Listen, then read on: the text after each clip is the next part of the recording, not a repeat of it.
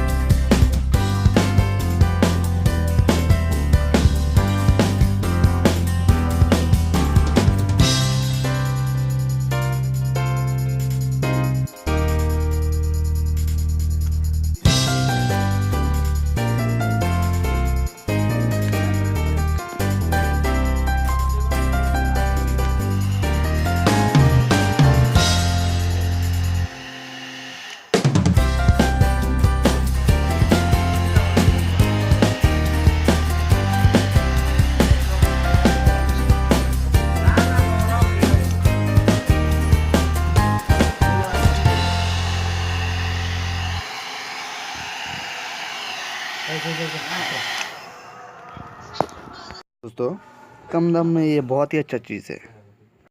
आप इसको बहुत ही अच्छे से यूज़ कर सकते हैं।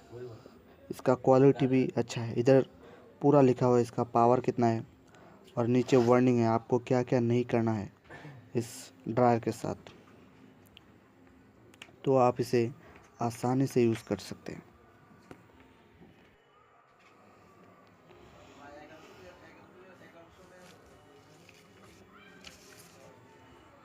ये देखिए, इसका कैश मेमो है। इसका प्राइस लिखा है उधर 250 रुपये, 198 इसका प्राइस है और 52 डिलीवरी चार्ज। इधर है मैनुअल, आपको कैसे यूज़ करना है और आपको मतलब कैसे इसको चलाना है। इधर पूरा लिखा हुआ है, अच्छे से पढ़ लीजिए आप।